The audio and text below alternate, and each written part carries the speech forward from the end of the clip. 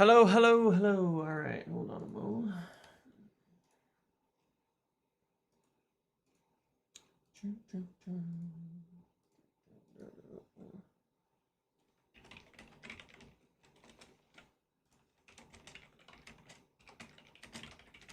Hello, hello. How are we? Yeah.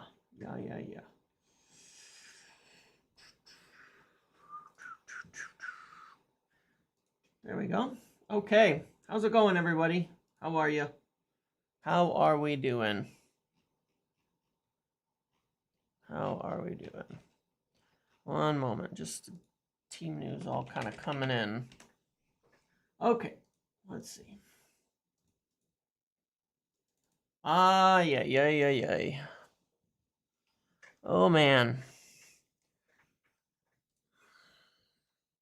I want to be more positive today, but the team is so predictable for someone trying to save their job. Unfortunately. It's a big mistake.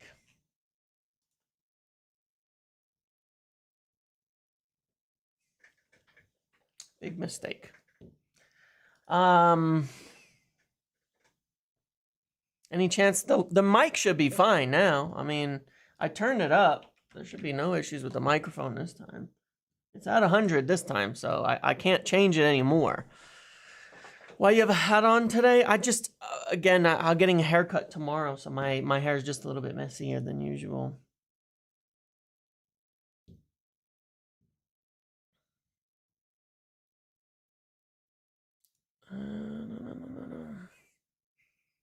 Yeah, it's Casemiro, Eriksson, and Bruno. Yeah.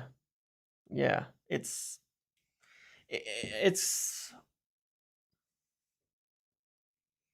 typical. It's typical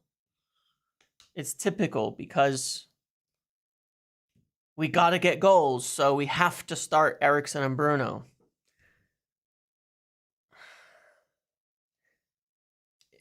We have good players, though, you know, so it can work. But it's so basic, the thinking. He's desperate to get goals now, so we have to start Eriksson and Bruno together. Even though Bruno's been terrible. Terrible. Absolutely terrible. Yeah, there's chance of youth if we're losing. It's not rotation. It's not rotation. Why is Bruno starting? Why is Bruno starting? Why is Bruno starting? It's not rotation. You don't rotate these games. These are not rotation games. We have a international break next week and barely any of our players are going. You know who is? Bruno Fernandes. Why is Bruno starting? If you wanted Eriksson in the team and you wanted to rotate, why not play Eriksson, Casemiro, and Ugarte? You know? That would be the sensible choice to shore up the midfield.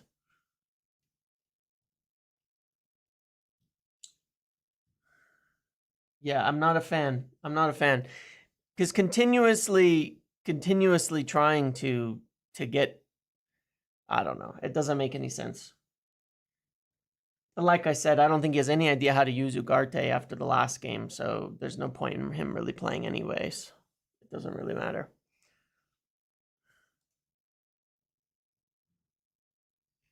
But not a single one of these players, essentially, Casemiro. Let's look, all right? Let's just look real quick at the team that we're playing against, okay? It's not a bias towards Ugarte. We signed a player to run, to cover ground, to work hard, and to help us counter-press and control games. And I told you Ten Hag didn't really want him, and you can tell. You can see it. Or he would be picking him for some very important games like this and continuing to try to get him into the team.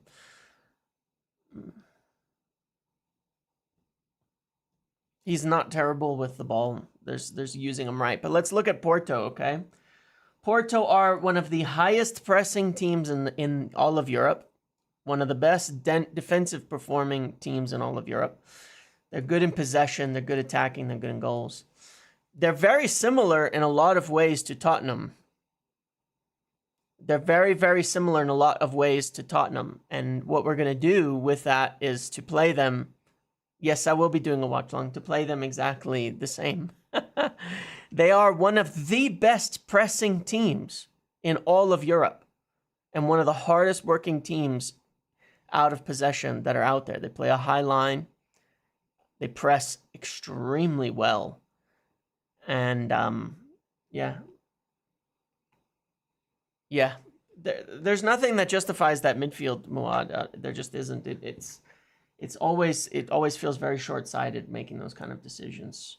When you look at how they played in the league, when you look at how they run, you can look at how far up and how wide their fullbacks get. Okay, very traditional attacking fullbacks. Very traditional, wide attacking fullbacks, no inverting, none of that. Okay, so they play very wide, predictable attacking fullbacks in this setup. You know, a 4-2-3-1 that actually plays like a 4-2-3-1, where you get the fullbacks wide and they overlap around and play through the fast, speedy wingers that they have. You keep all of your midfielders in the middle, and you have a very excellent striker in Omoradian, who is quite a goal scorer, very, very physical, fast. So they essentially press high, they press hard, they move quickly through the wide areas. And I think we'll have the same problem we had against Tottenham in a lot of ways. So yeah, unfortunately, I'm very concerned about that. You know, when you're playing against this strong of an out of possession team, then yeah. No, I don't think he does want to force his own sacking. I don't think anything like that. I think he thinks this is the best team to win. I don't think it's anything like that. You know, Rasmus is, of course, is starting. Here, I'll give you the lineup as we go here. This is Rasmus Højlund. This is Rasmus. So this is what you've got, okay? So, you know, essentially it's going to play like this.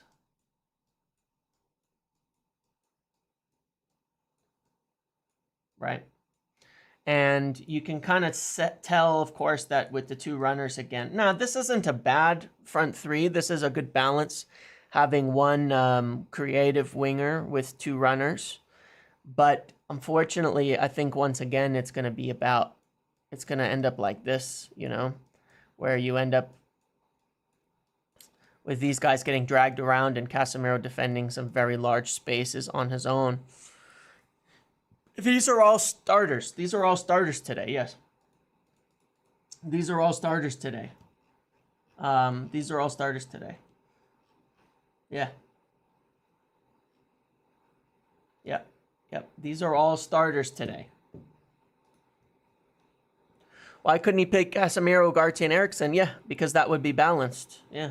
So you're gonna have this, and essentially matched up against their 4-2-3-1, and the fullbacks are going to be dragging our wingers, and then you're going to have a lot of the midfield. Is going to be tough. It's going to be tough. It's going to be a challenge. It's going to be a challenge. And then it's the same at the back, right? It's the same at the back. So it's I don't know what you expect to change by doing this, frankly. If the thinking is that we've been losing because it's Xerxes and not Højlund, well, we'll find out, won't we? We'll find out, won't we? Yeah, we will find out. We will find out.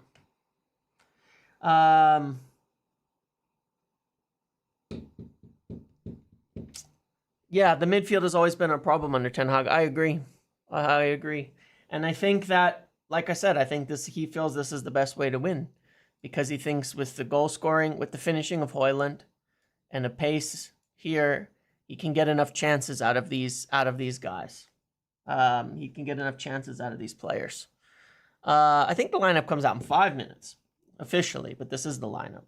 Yeah, I don't know. I have serious concerns about this setup because of the midfield. We kind of know they're going to press really high in possession. In possession, Cobby's fine. He should be fine on Sunday. James watch Samuel absolutely rinse our CBs with runs in behind. Yeah, he's a fast player. I think it's the same problem we'll have next time, is that you have to tuck Dallo in, right? Because of this midfield, you have to tuck Dallo in because of this midfield. And so you're going to get their forwards against our back line again. Same as how Spurs did it. And I think that that's going to be the problem as well. It's going to be the exact same as what they did against Spurs, because it's the same plan essentially, but you have even less legs because you don't have Kobbie Mainoo in there. There's a lot of good players in this team, though. You know, that's the thing. And I think that's where I just feel kind of hopeless about the situation a little bit.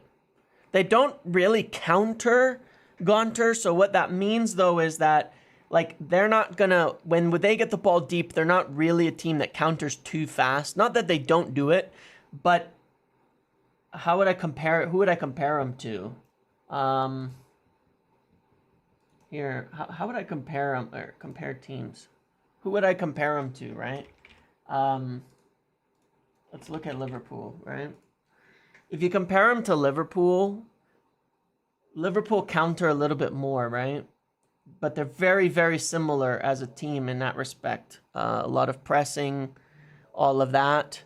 A lot of pressing, a lot of intensity in defense. And yeah, they play like Liverpool under Slot. Right, a little fewer counters, but very similar, you know? Very similar. Yeah, it's a hard-running, hard-pressing, high-line team. Yeah, that's exactly what it is, you know? We could compare them to, like, Villa. We could compare them to Tottenham. Villa don't press nearly as much, right? Villa's pressing is just in the middle, but they're really, really similar to Tottenham, too. You can see that. Tottenham are a bit better on the counter. But it's the same kind of archetype of team. It's the same kind of archetype of team, right? Is these very physical, high-pressing teams that defend really well because they defend with their press. They defend with their work out of possession, that are also really good in attack, right? So really similar to the Liverpool, you know, archetype and the Tottenham archetype, essentially, in terms of the style that they play. And yeah, so I think it's a big miss. I think it's a big miss. I think it is. I think it's a big miss for us to go this route to defend against them.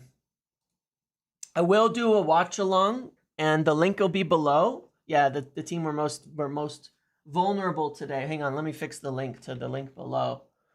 Give me just a sec here. I will do a watch along today, and like last time, the nice part was, you know, yeah, I mean, the doing the breakdown was really cool last time. It was a lot of fun. Let me fix the link below because I have the wrong link there. Yeah, it was a lot of fun, and they have the tactics board, things like that. When we go low, when I go live there, I posted the video, and kind of last time showing the breakdown, and I showed exactly what was going to happen against Tottenham, and it's exactly what it did. Obviously, you know, the outcomes can always be different. You know, it's not like we can't win this game because we do have a lot of really good players in this team. I mean, when you look at it, it's an incredibly strong team. I think the front three is balanced. But the problem is I do feel like we're going to be hitting on the brake quite a lot because of the way that they play, and it's that basic kind of view that the best way to go will be, yeah, we've done Barnsley, we did Barnsley, Southampton. We've done watch-alongs for every game so far, and we've won. I've done a watch-along for every game so far. We've won a few. Yeah, I don't know, guys. Like, like I said, I mean, when you look at how we want to go about things moving forward, this just isn't the way. It's just not the way. You know, we wanted to, you know, you can say, all right, well, Ugarte was poor against Tottenham. Yeah, he surely was. He surely was. But look at how we play football. It's going to be who's good? Who's been good in this team?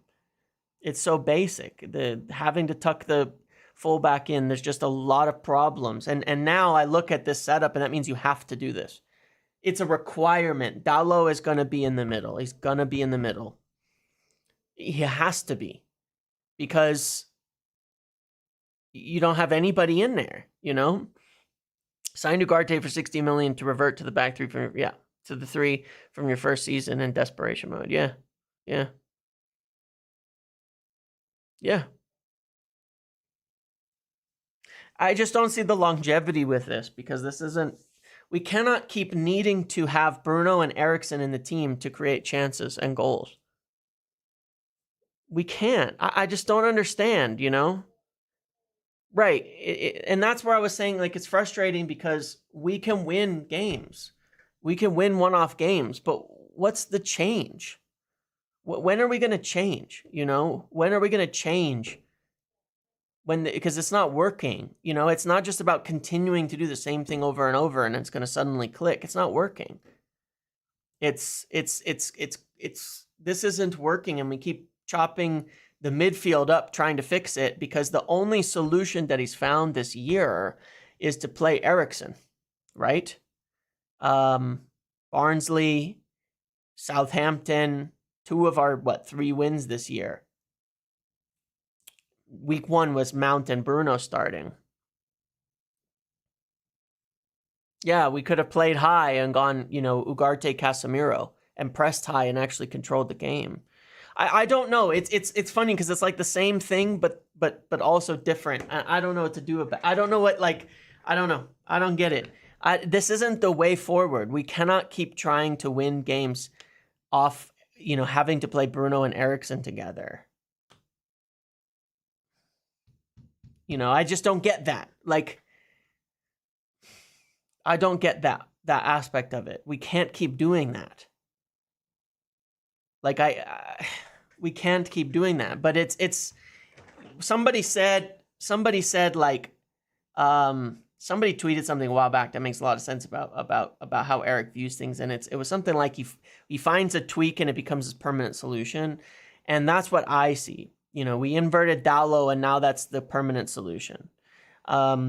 Eriksen gets in and gets some creativity and goals, so now he's the permanent solution. And yeah, Nana, exactly. My team has been accused of not having legs and energy in the midfield, so you have to play the oldest midfield combination against a team that has physical player. I don't get it. I don't get it. And look, the thing is, it could work, but it's kind of missing. Yeah, it could work, but it's kind of missing the point. You know what I mean? Like, that's what's depressing about it. That's where I feel very negative. Is like, it might work. We might win a game, but because look at how good these players are. Look at how good these players are, right? There's a lot of talented players. We know Eriksen can create something. We know Højlund can finish chances. We know Ahmad will do it. You know, we know Rashford can score a goal out of nowhere. We know Bruno can create a moment of magic. We know it, right? We do know it. But this isn't the way forward. This isn't going to work in the long term. Of course he didn't want Ugarte. I said he didn't want Ugarte. People can argue about it all they want. He has no idea what kind of player he is and how to use him, because he wants his midfield to get up and get goals. You know? He's not been once deployed in the way that you would sign him, right? Ugarte has not once been deployed in the way that you would have signed, what you would have signed him for, in a high-pressing team. Closer was the Barnsley game, which, ironically, we won. Very big. Barnsley, Casemiro, Eriksen, and Ugarte. Why not do that again? You know, where he was given more of a free rein to press high, to win the ball high. Yeah, I don't really get it. I don't really get it. What about on the ball? How's it any better on the ball? Casemiro has been a disaster on the ball. Halftime oranges. Casemiro and Eriksen pivot is 100% getting run through. Yeah.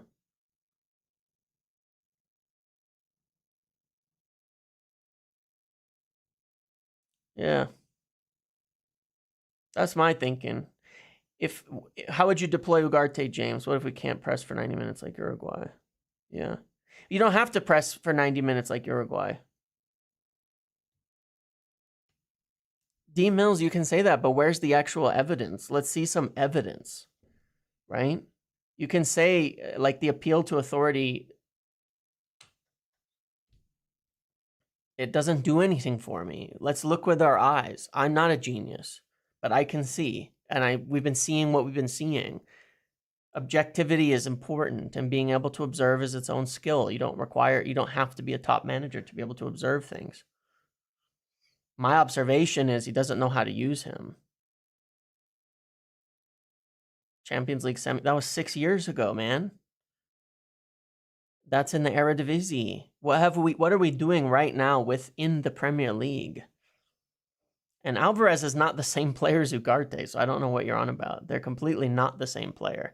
And the way that they were deployed was not the same. I can tell you exactly how he used Edson Alvarez.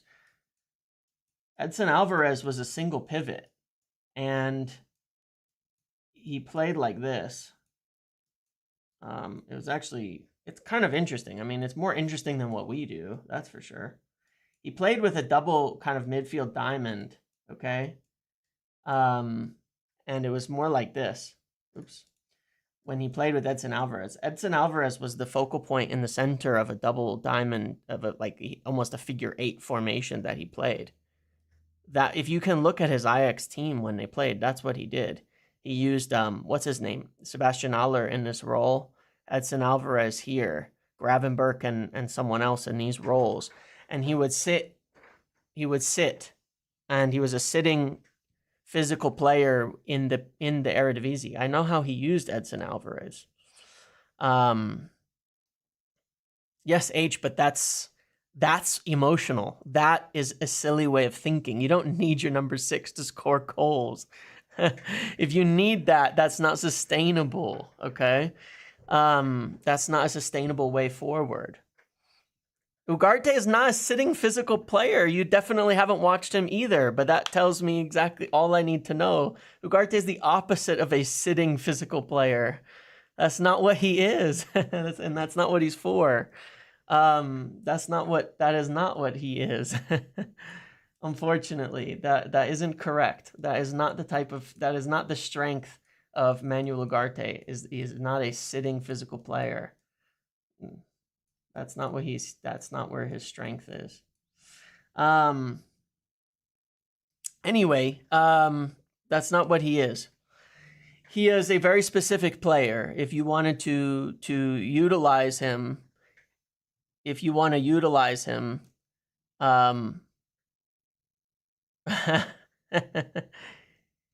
he's not he's absolutely not a deep lying defensive midfielder that screens the defense. Look, when he played at Sporting, he played in a back 3, right? So what does that tell you? First of all, it tells you that a player like him is playing in a pivot, okay? Because in front of every back 3 is a 2, okay? He played, I have 2 Casemiros, that would be good, depending on the age of them, right? He's essentially much more of a destroyer midfielder. You want him pushing up high, counter-pressing high. I mean, you can look at him statistically where he does his work best. It's in the center, pushing up high and winning the ball high. That's what he's signed for. He's not great at sitting, and he's poor when he has to defend running backwards. He runs backwards. He's a bad defender. That's Uarte. Yeah, it is. It is. I know you don't pronounce the G, I guess, technically. That's what he's for. That's what he's for. It's such a lame argument. Imagine telling Sir Alex Carrick shouldn't score Pep Rodri or Arteta Rice. What a lame argument. That's not plan A. It's such a lame argument. Yes, I've watched a lot of Sporting, and I watched a lot of how Amorim played. Ugarte is a high pressing, ball-winning player that you use in order to counter-press, and sustain pressure on a team. You don't need Palhinha next to him. They replaced each other. You don't need Palhinha next to him. No. Kobbie Mainoo is the perfect partner for Manuel Ugarte, but you have to actually push this lineup and support it so that there's not big gaps, okay? You actually have to push the team high. He replaced him in that team. If you look at how they were utilized in Sporting, Palhinha left, and then Ugarte really got going in that team. I understand they played together for one season, but they did not. He replaced him in that team in his good season. He replaced a lot of his role, but the tactics have changed a little bit year to year as well. Ugarte, Mount, and Mainoo would work very well. Yeah, absolutely. You can't push the lineup with Lisandro and De Ligt. Awful squad building. Well, look, you're not wrong on that. I raised my concern with De Ligt is that he's not a good channel defender, and Martinez is not a good channel defender. That's why we were targeting Todibo. That's why we've signed Lenny Yoro. That's why we were targeting Gerard Braithwaite, because they're pace defenders, right? They're defenders who can run in the channels in space and defend. Neither De Ligt nor Martinez can do that. That's a problem, right? That is a problem. And it's accentuated. Yeah, Yoro's way better than De Ligt for a high line because you need one aggressor and one sweeper. You need a cover center back with a lot of pace who can defend running backwards. That's not Matthijs de Ligt either. Neither Martinez or De Ligt is a good space defender, okay? Neither one of them is. That's the truth of the matter. Neither one of them is. And I think De Ligt has been a lot better than Lisandro this year, but they're not defending the channels. Varane was that guy. Todibo can do that role. Lenny Yoro can do that role. Gerard Braithwaite can do that role. They're all fast, physical center backs covering the spaces. That's what we wanted them for. We don't have any of them. The problem is that it's Van Dijk, that was obviously his strength, you know. But the problem is that doing this, I'll put Dalot back in here just so we go back to the team. The problem is that doing this makes it even worse, because instead of having a back, at least a fullback wide, you know, doing something like this and balancing it where when one fullback goes forward, the other one drops back more. By tucking Dalot in, you are permanently exposing Lisandro to running in the channels. Right? That's what happened against Tottenham on the second goal. It happened on the first. It happened to De Ligt a number of times. They would do the opposite. Mazraoui would tuck in high. You can watch it. And then Timo Werner's running against Matthijs de Ligt. How's that going to happen? You know? How's that going to happen? Push Martinez up in possession. Well, here's the thing, right? Somebody made this point, and it's actually a very solid point. Why don't you just do this instead? If you have to do it, push Martinez into the midfield and keep Dalot, because Dalot is a really solid space defender. He's fast. I know he didn't work hard on that Tottenham goal, but you watch him. He's a very fast player who is good at covering ground. He is a ground eater. Why can't he sit in the back and have Martinez be the one pushing up into the midfield and being aggressive? Why not? That would make 10 times more sense, because then you're getting a pacey player defending the space and you're taking Martinez out of his weak spot and into his strength where he can step up, right? He's not a defensive midfielder, but where he can step up, where he can progress the ball, where he can use his ability on the ball to evade pressure. Why not? It makes more sense. It makes the most sense. Then at least you have some good technical pacey players outside if you have to go to this 3-2-5 buildup. I still think it's a mistake, because then, you know, the reason he's not doing it is because you need Dalot to then start to move up into the third phase as well. But the issue is that ends up getting Martinez very caught out. I know that it's the issue is that Dalot is better going into all three phases, right? But I don't know. I don't have the answers to that question. I'm just saying that that would make more sense to cover up some of these problems. And if not, then stop it. Then just stop, right? That's why what we should be doing is playing a simple back four, having another midfielder in here, and using the fullbacks. A midfielder who can eat up ground. I mean, if you look at the basics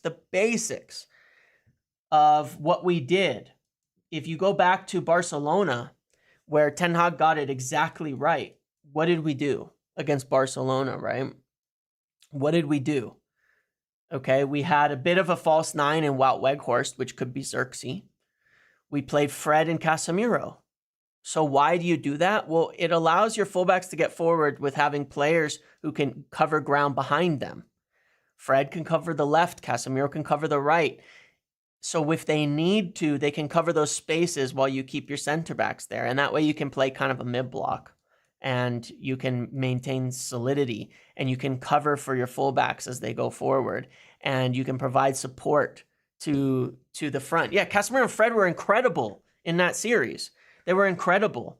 They were fantastic over those two legs. They were unmissable, right? And they were able to nullify Barcelona's very technical, very strong midfield. And but they were able to also cover the spaces wide and narrow, and that would help a lot. Would Amadou Onana not have helped mitigate these weaknesses? Where do you play him? Because let's say you want to play him with Kobbie Mainoo. Well, Onana gets forward way more than Ugarte will.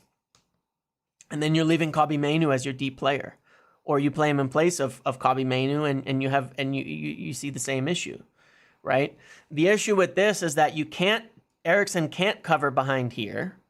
So then you have to keep solving the problems by just changing it again and again and again and again, and you're just constantly problem solving. And then you end up with this, and this has been a disaster defensively for me. A disaster. It's been awful. So I mean, look, yeah, he's sitting firmly. We'll see, but that's misprofiling. People wanted to sign him to sit, and I said that doesn't make any sense. That's not the kind of player he is. So now he's not doing fantastic as a sitter. Of course he's not. He's not a sitter. You know, I think that was a misprofiling from a lot of people thinking to say there. But that was season 1, Rico. We haven't seen that since then.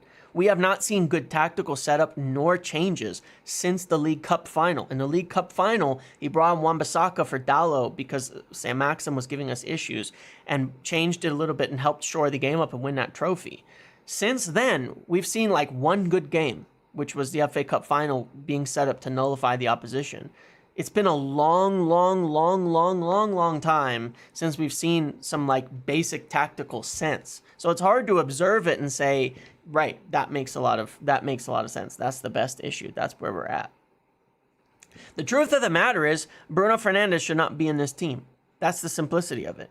We keep hoping, and that's the biggest red flag in all of it.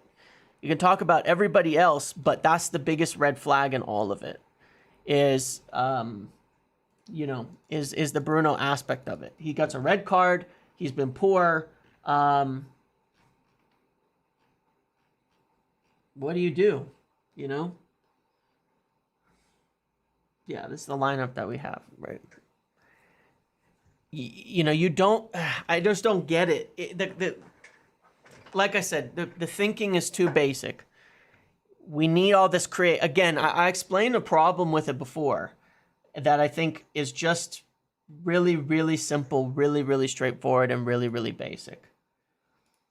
We need the extra creativity because we're not getting our fullbacks forward, because we're tucking them in.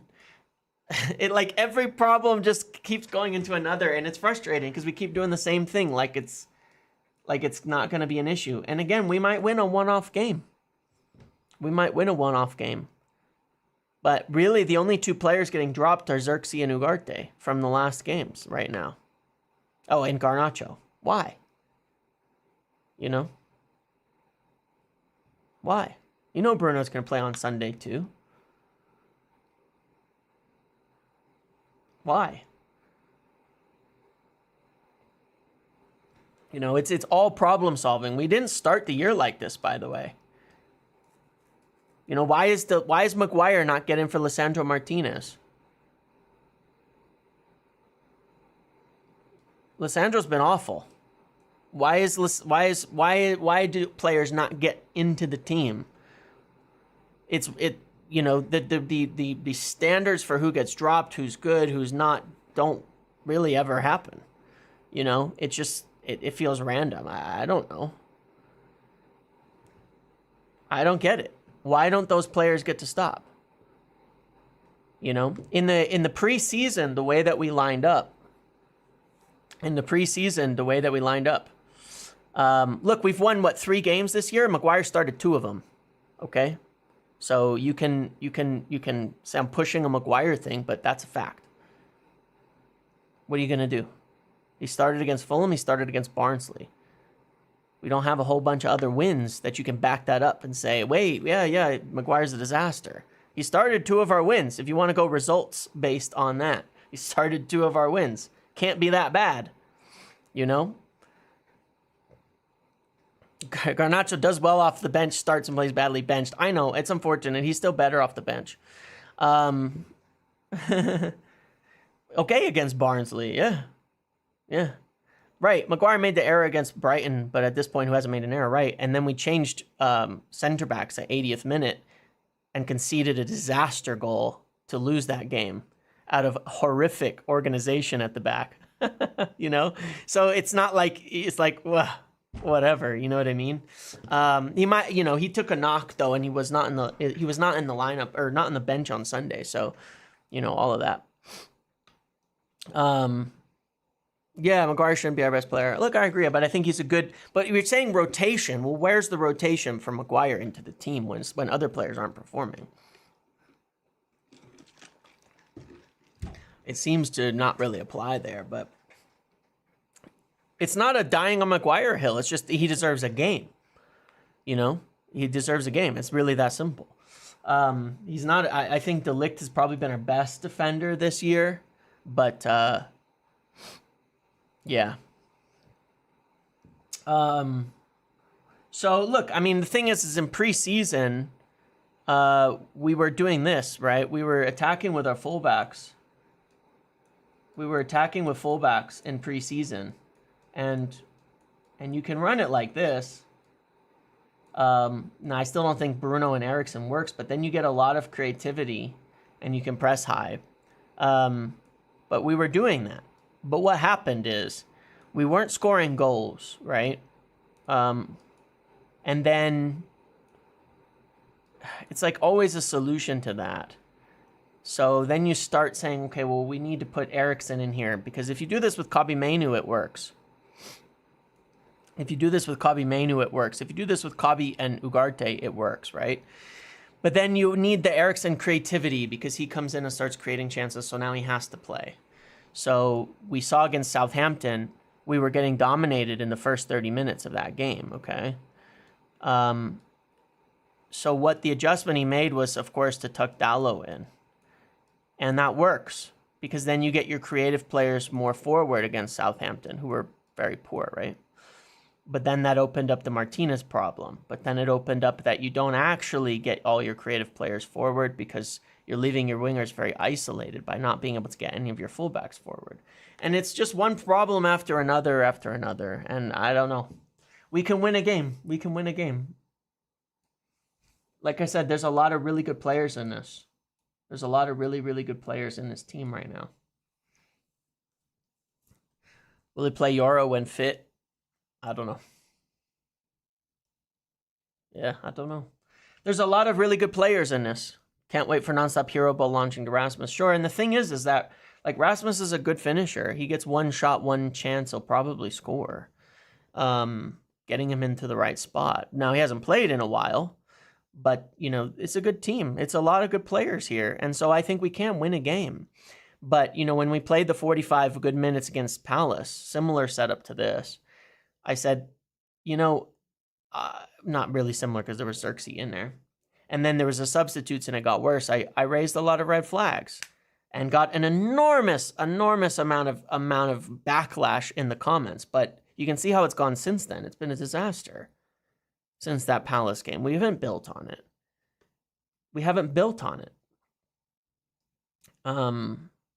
Why do you care so much about Ten Hag getting credit? Who do you support? Is it United or Ten Hag? Which one? Because United is suffering. United is playing like shit. And we've been bad for a long time. So, no, I'm not giving anybody credit. You know? Nobody gets credit until we play well. That's all there is to it.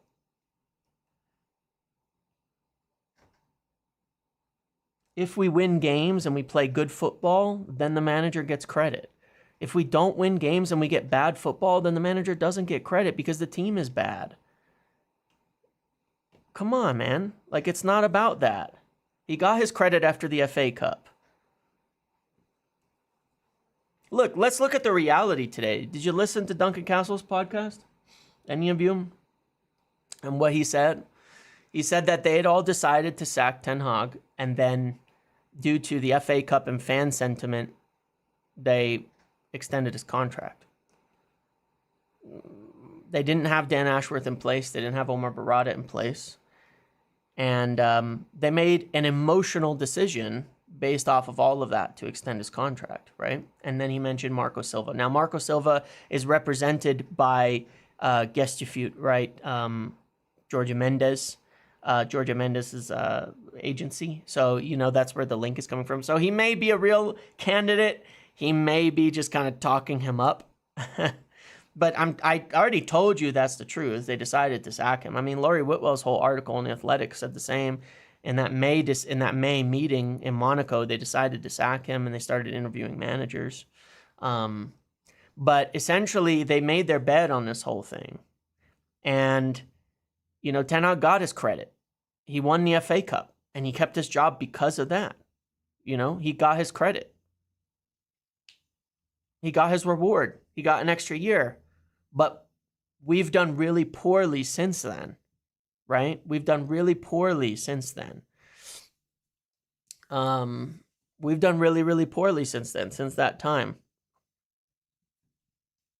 You know, it's frustrating. And so it looks like a mistake at this point in time because we really did have a chance to just start fresh. Whether Ten Hag's to blame or not, with the history of everything that's gone on, you know, like, I do think any manager would have failed under the Glazers and everything that happened. And earlier in the week, I kind of broke down how things had, the mistakes that have been made by management. And a lot of that was the doing of Ed Woodward and others, even when Ten Hag first arrived, you know, going to it and you know, after losing a couple games, spending $150 million on Anthony and Casemiro was a mistake. And he's been tied to that. And so much of it is before. But it always made the most sense, much like they did with every other position, to, I mean, they've replaced everybody. I said this, you could go on LinkedIn and you'll watch every single department head. Every single department head is gone, practically. I mean, everywhere. Commercials, sponsorships, design, everywhere you look, department heads are gone. You know what I mean? They're all quitting. They're all voluntary redundancies, right? They're replacing everybody at the football club, every executive, every person. Now there's talk about, well, recruitment staff don't feel like they're safe. Oh, they're going to change this. They've replaced scouts. They've replaced so many people. And it made sense that they were heading towards a fresh start for everybody, but they didn't do it. Now it's not up to them. It's up to Dan Ashworth, right? To manage this whole situation, and between him and Wilcox and Barada to come to the conclusion of what they need to do. But they made the decision afterwards to stick and to go forward. So look, he got his credit. He's only in the job right now because he got too much credit. Considering the season that we had. That's the reason he's in the job, because he got so much credit from the fans that they didn't feel like they could back him without having the right people in place. That they could sack him without having the right people in place and replace him, you know? So he got his credit. He got his support, you know? And he's the one responsible for the outcome now. of what happens. He's been backed with every coach that he that we want to get in there, backed with players that he wanted, and we look at it and it still feels like, when you look at the whole Ugarte situation and all of that, it still feels like, unfortunately, there's not a lot of cohesion. And what they want to see is an implementation of a long-term sustainable football plan, essentially. A long-term sustainable football plan. Something that's going to work for the future. And that's why they signed Ugarte, to look at a very specific way of playing that they want to move ahead with. And they are disappointed in the implementation of it so far. They are. And again, there's enormous number of mistakes that have been made by ownership and everybody in the past that led up to this. But at the moment, it's his responsibility to implement the plan. It's his responsibility to put it in place.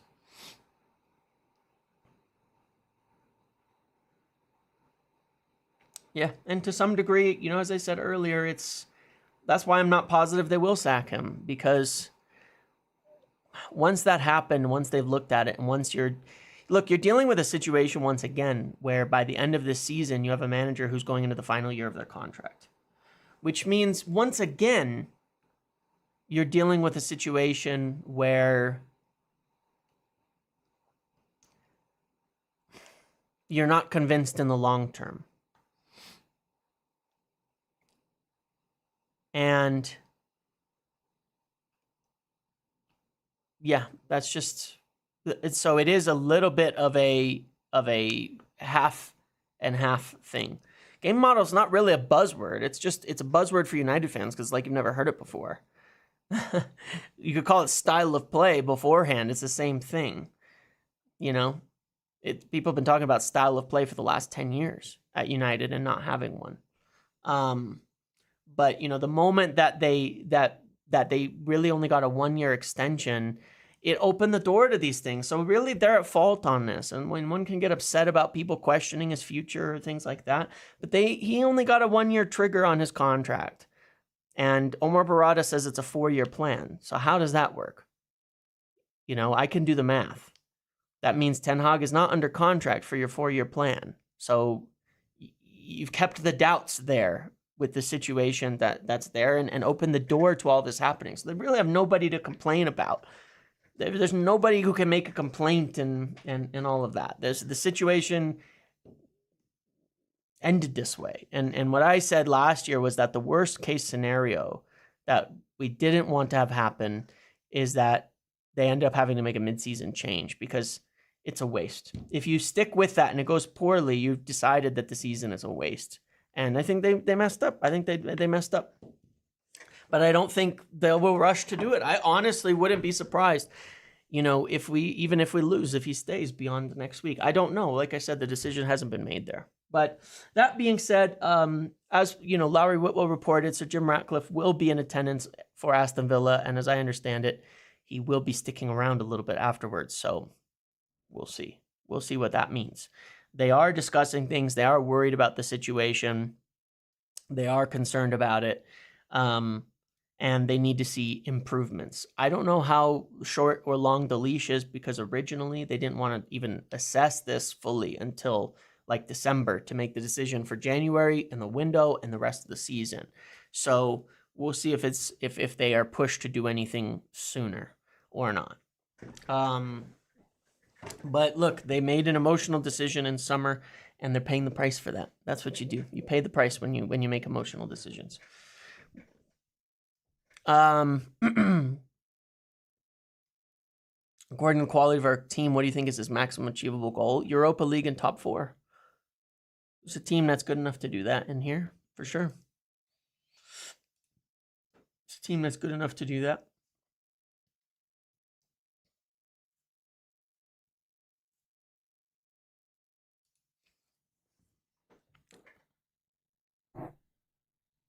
Mentioning trophies.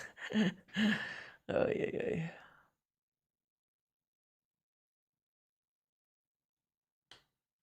Look, it's weird. I don't know. I've never ever seen as many people sitting there going, and I understand it. I'm not saying it myself, but I have never seen so many people, because when I turn the TV on to watch United, I always feel like I want them to win. Always, always. And I'm always hoping we win. After Tottenham, I was resigned after like 2 minutes that it was going to go badly, though. And it almost became acceptance of the absurdity of the situation. But I've never seen so many people sit there and say, you know, it's not that I want United to lose. I've never seen so many people say that. Say it's not that they want United to lose, but they don't want to win and be stuck in mediocrity either, just because of a one-off game. And I can't say I can't say I don't understand that. I can't say I don't understand it, because I do understand it. I understand why. Because like I say, I look at this team and I say it's got a lot of good players. It's got a lot of good players. And it's got a lot of good players, and it can win some games. But I don't see a solution yet to the problems that we've seen that will show up time and time again. You know what I mean? You know, I don't think people want us to lose, but it's understandable why they're concerned that somebody wins something and then we lose again, and it gives you hope, and then you just go shit again later. But it is funny, because it's like, if you ask somebody, hey, would you rather lose one game now and win the next 10, or win this game and lose the next 10? Isn't saying you'd want to lose one and win 10 better? That's the view. That's the rationality behind it. I'm not saying it works out quite that cleanly, but that is the rationality behind it. But anyway, regardless, yeah, I don't know. I'm concerned. When I watched yesterday, I watched things like, you know, Aston Villa beat Bayern. Good performance. It's just depressing, man. It's just depressing, because everybody seems to be able to put in some kind of consistent, high-quality performance. Why not? Why can't we, man? Why can't we? Why can't we do that? Why can't we? Of course, everybody wants us to win. I don't think that anybody doesn't want us to win. But I see a lot of those comments, like, they don't want us to win and then lose and continue a cycle of mediocrity. That makes sense, and it's not about looking at a single game and saying, "Hey, we want to lose." Speak on Benny McCarthy. I think that some of his stuff has been taken a bit out of context anyway, just based on an understanding that I have. I think some people have used his comments on players to go after certain players, which every single time something happens, the people on Twitter and elsewhere and on other channels use it to go after certain players, and they're always wrong about who it is. Always wrong. What are you going to do? Always. Literally always wrong. It's quite funny. Because if you know who Benny McCarthy is close to, or was close to, you would know who he's not talking about. Who he was close to in the United squad. You would know exactly who he's not talking about, but you'd have to have a little bit of common sense to think that through.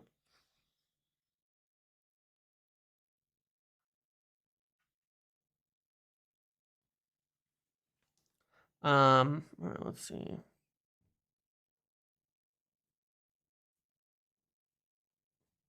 I mean, look, even a lot of Ten Hag's biggest fans, I can see, are confused by his continuance with what he's doing with the team, but it is what it is. But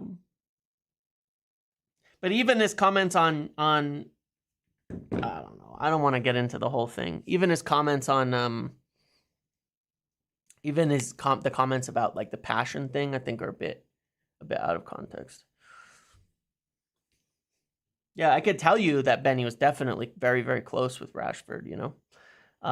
Some of the other, he talked about him. He was close with Rashford. He was close with Sancho. There's an interview, by the way.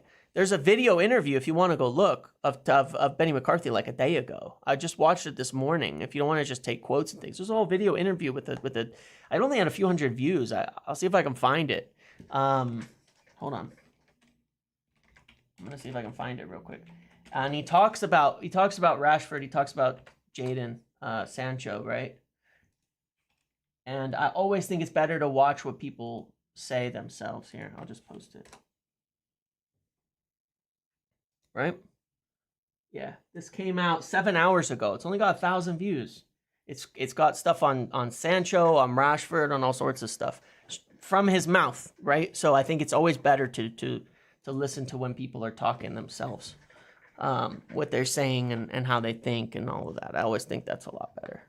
So anyway, that's fine.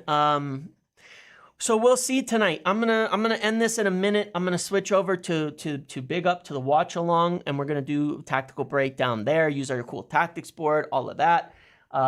So definitely come join us over there. Come join us over there and see what you think. Right here. Come join, and it'll be fun. It'll be a lot of fun.